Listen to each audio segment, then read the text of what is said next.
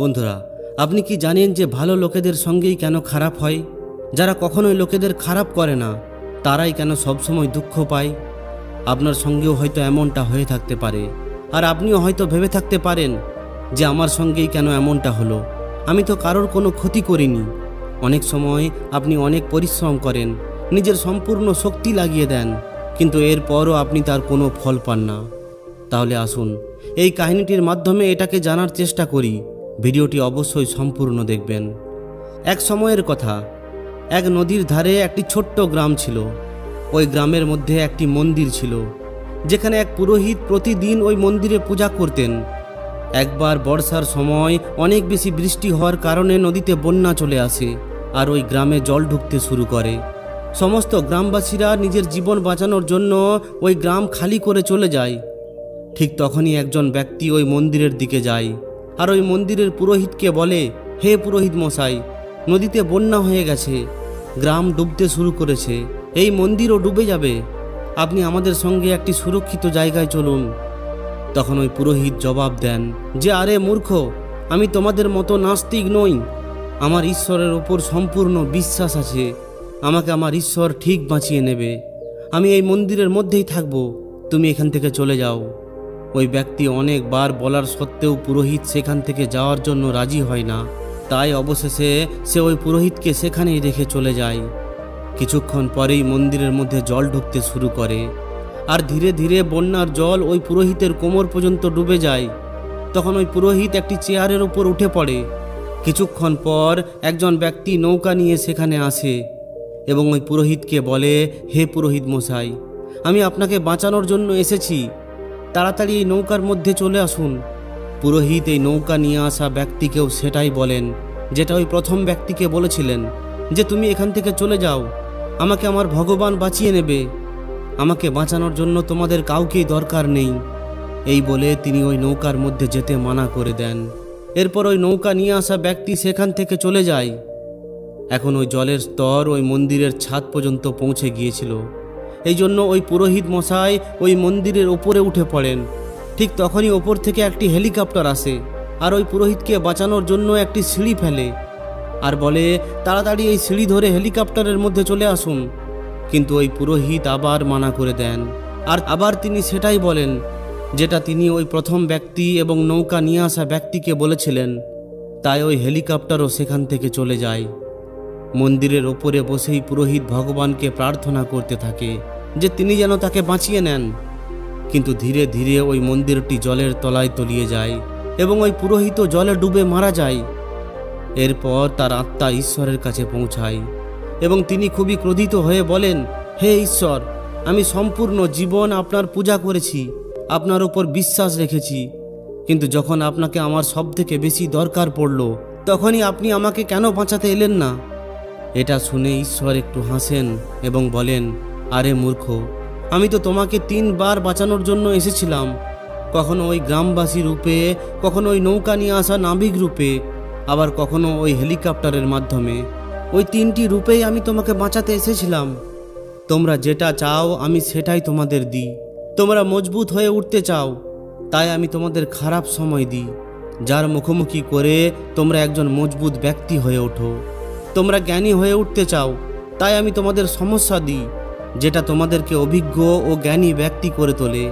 তোমরা বাহাদুর হয়ে উঠতে চাও, তাই আমি তোমাদের বিপদে ফেলি, যেটার সম্মুখীন করে তোমরা বাহাদুর হয়ে ওঠো। তোমরা ভালোবাসা চাও, তাই আমি তোমাদের মা, বাবা এবং সম্পূর্ণ পরিবার দিয়ে দিই।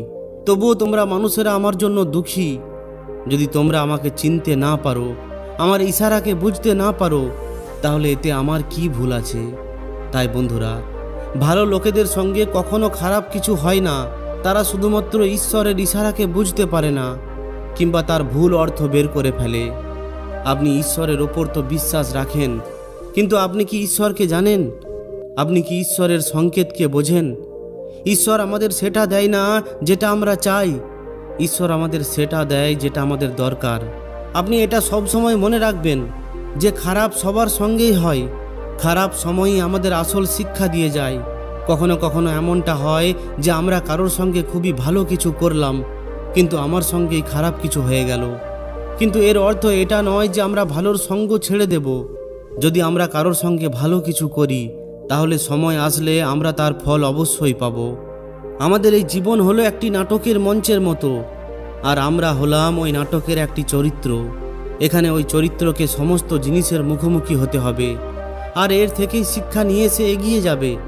যদি আপনার কখনো এটা মনে হয় যে ভগবান আপনার থেকে কিছু কেড়ে নিয়েছে, তাহলে সত্যি এটা হলো যে ভগবান যদি আমাদের থেকে কিছু কেড়ে নেয় তাহলে তিনি তখনই সেটাকে ছিনিয়ে নেন যখন তিনি আমাদেরকে কোনো ভালো কিছু দিতে চান।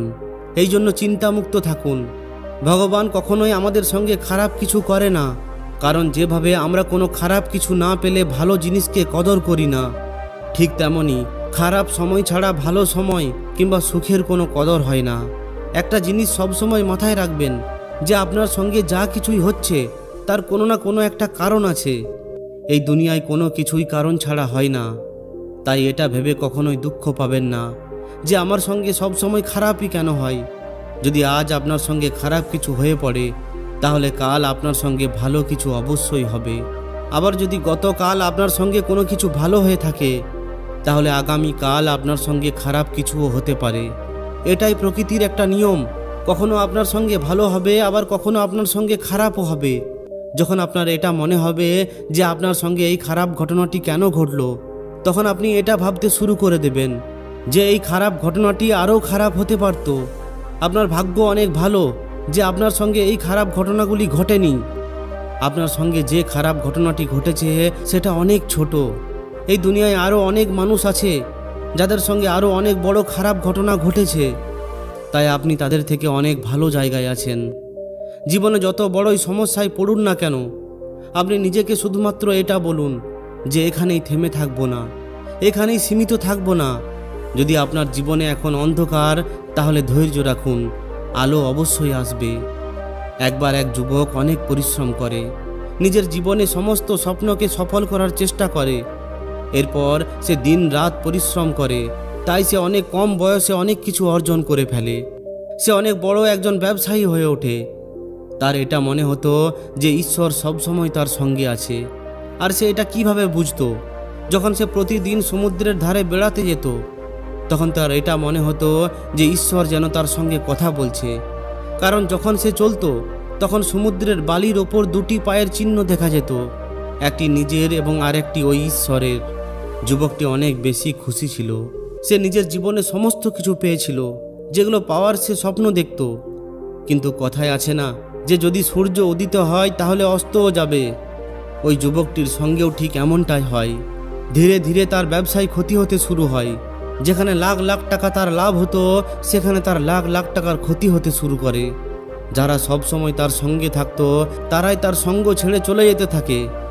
তার খুবই দুঃখ হয়, আর সব থেকে বেশি দুঃখ এই জন্য হয় কারণ এখন যখন সে সমুদ্রের ধারে বেড়াতে যেত তখন সে ওই ঈশ্বরের পায়ের চিহ্নও দেখতে পেত না। এর কারণ হলো ভগবানও এখন তার সঙ্গে ছিল না। তাই সে আরও বেশি দুঃখী হয়ে পড়ে। আর সে ভাবে যে যখন ভালো সময় ছিল তখন তো ভগবান আমার সঙ্গে ছিল, কিন্তু যখন আমার খারাপ সময় এলো তখন ভগবানও আমার সঙ্গ ছেড়ে দিল, আর আমার আপনজনও আমাকে ছেড়ে চলে গেল। সে খুবই দুঃখ পায়, কিন্তু তবুও সে হার মানে না। আর যে সমস্ত জিনিস ভগবান তাকে শিখিয়েছিল সেগুলো আবার সে প্রয়োগ করতে শুরু করে। সে আবার অনেক পরিশ্রম করতে শুরু করে। তাই কয়েকদিনের মধ্যেই তার ব্যবসা আবার দাঁড়িয়ে যায়। যেখানে তার অনেক টাকা ক্ষতি হচ্ছিল সেখানে আবার তার অনেক টাকা লাভ হতে শুরু করে, আর আবার সে অনেক বেশি খুশি হয়ে ওঠে। কিন্তু সে একটা জিনিসকে কখনোই ছাড়ে না, সেটা হলো নিজের উপর বিশ্বাস আর সমুদ্রের ধারে বেড়াতে যাওয়া। এরপর যখন কয়েকদিন পর আবার সে একদিন সমুদ্রের ধারে বেড়াতে যায় তখন তার সমস্ত কিছু ঠিক হয়ে যায়। তার ব্যবসায় আবার অনেক বেশি লাভ হতে শুরু হয়। তখন সে লক্ষ্য করে যে তার পাশে সমুদ্রের বালির মধ্যে আবার একটি পায়ের চিহ্ন তৈরি হচ্ছে। যুবক এটা দেখে তার মুখ ঘুরিয়ে নেয় এবং সামনের দিকে এগিয়ে যায়। তখন পাশ থেকে একটি আওয়াজ আসে যে কি হলো, আমার সঙ্গে কথা বলবে না?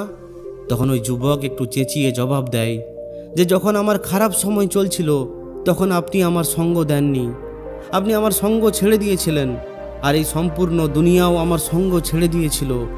আমার পরিশ্রম, আমার বিশ্বাসের কারণে আবার আমি এই জায়গায় পৌঁছে গেছি। যখন আমি সফল হয়ে গেলাম তখন আপনি আবার আমার পাশে চলে এলেন। আমার আপনাকে যখন সবথেকে বেশি দরকার ছিল তখন আপনি কোথায় ছিলেন? পাশ থেকে একটি হাসির আওয়াজ আসে এবং তিনি বলেন যে আমি তখনও তোমার সঙ্গেই ছিলাম আর আজও তোমার সঙ্গেই আছি।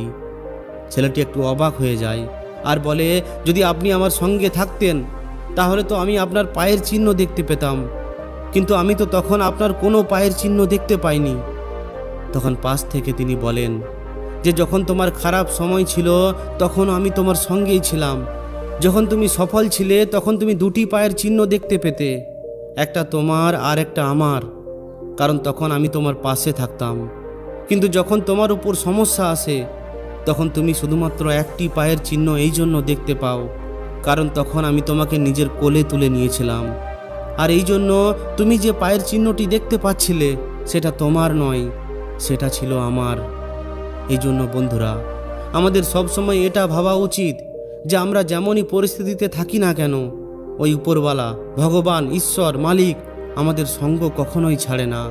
আমরা তার উপর বিশ্বাস করি বা নাই করি, আমরা তার উপর ভক্তি করি বা নাই করি, তিনি সব সময় আমাদের সঙ্গেই থাকেন।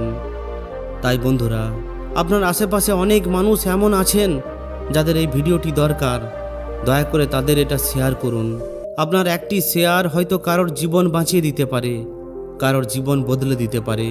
আর যদি আপনার এই ভিডিওটি ভালো লাগে তাহলে অবশ্যই একটি লাইক করে দিন। আর যদি এই ধরনেরই শিক্ষামূলক ভিডিও আরও পেতে চান তাহলে আমাদের এই চ্যানেলটিকে অবশ্যই সাবস্ক্রাইব করে নিন। ধন্যবাদ।